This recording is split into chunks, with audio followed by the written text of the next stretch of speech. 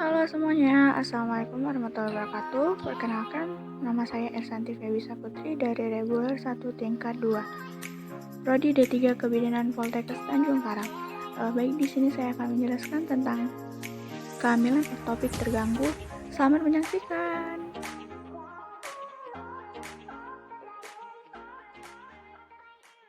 Oke, langsung saja di sini saya akan menjelaskan tentang kehamilan ektopik terganggu atau KET. Sebelumnya, untuk mempelajari ini kita terlebih dahulu akan mengetahui tentang pengertiannya. Pengertian kehamilan ektopik terganggu adalah kehamilan di luar kandungan atau rahim. Kondisi ini menyebabkan perdarahan dari vagina dan nyeri hebat di bagian panggul atau bagian perut bawah. Pada proses kehamilan normal, sel telur yang telah dibuahi akan menetap di tuba Fallopi atau saluran sel telur selama kurang lebih 3 hari sebelum dilepaskan ke rahim. Baik, tadi saya sudah menjelaskan tentang pengertiannya. Sekarang saya akan menjelaskan tentang gejala dan tanda dari kehamilan ektopik terganggu. Di sini ada empat gejala dan tanda bahayanya. Yang pertama itu ada amenore. Amenore ini biasanya terjadi juga pada kehamilan normal, yaitu proses pematangan yang sudah berhenti ketika ibu sudah mengalami positif hamil. Tetapi yang membedakannya itu yaitu untuk kehamilan ektopik ini, yang membedakannya terjadinya kematian janin atau robekan pada dinding tuba. Nah, itu dia yang membedakannya dari kehamilan normal. Selanjutnya disertai dengan nyeri perut bagian bawah. Nyeri perut bagian bawah ini akibat peragangan dinding tuba atau ruptur tuba. Setiap ibu merasakan nyeri yang berbeda-beda. Bahkan ada ibu yang mengalami hal ini sampai dengan pingsan. Selanjutnya yang ketiga yaitu perdarahan. Perdarahan ini disebabkan oleh kematian janin, pelepasan dinding rahim terluar, dan adanya robekan dinding-dinding tuba. Biasanya, darah yang keluar itu berwarna coklat ketuaan.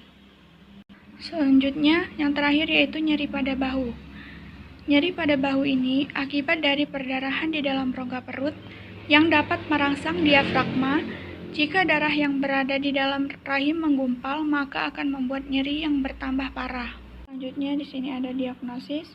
Yang pertama yaitu pemeriksaan tes kehamilan.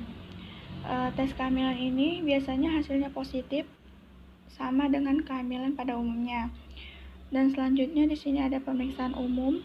Pemeriksaan umum ini biasanya ibu hamil merasakan nyeri atau kesakitan, wajah tampak pucat, adanya perdarahan pada rongga perut dan tanda-tanda syok, dan perut ibu sedikit mengembang dan ada nyeri tekan.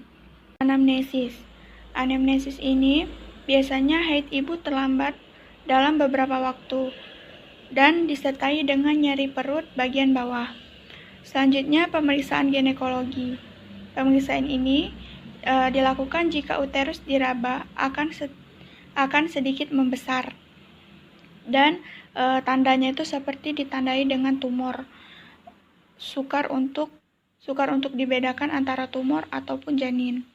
Selanjutnya ada laboratorium yang berguna untuk memeriksakan Hb atau hemoglobin dan jumlah sel darah merah.